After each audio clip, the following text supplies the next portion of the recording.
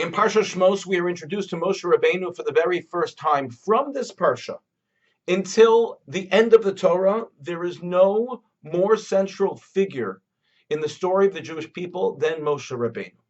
And not that alone, but we're told at the end of the Torah, "V'lo kam naviyot b'Yisrael k'Moshe," not only for the Torah itself, but even later on throughout Jewish history, there would be no other prophet like Moshe, Asher Yado Hashem panim el panim, who had the most intimate, the closest relationship with the divine, with the Almighty. There was no one like Moshe.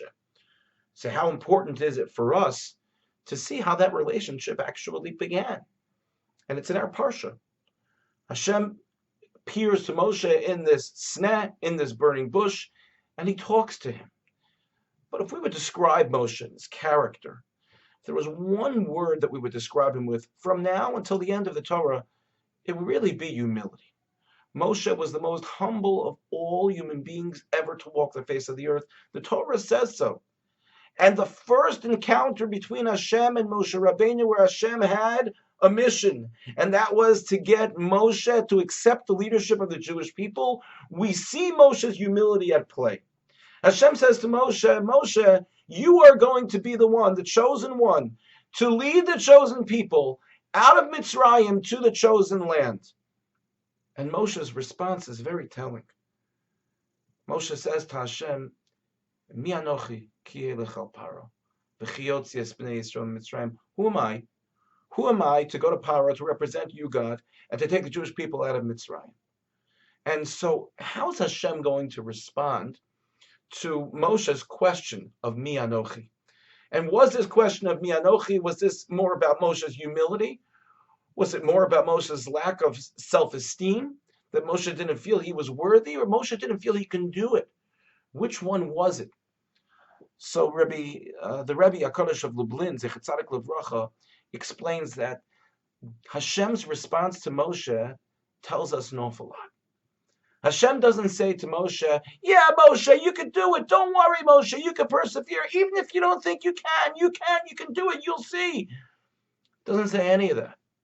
Hashem says certain words to Moshe that are so powerful that they're really words that apply to us in our lives when we come to moments in which we are challenged and perhaps have self-doubt.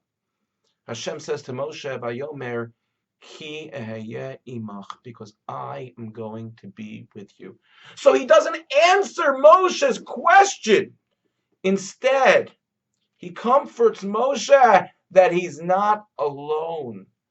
And what a powerful message for us in life, that when it comes to the difficult moments or challenging moments, and it might be challenging for a good reason, a challenge thinking that, can I do this? Can I achieve this?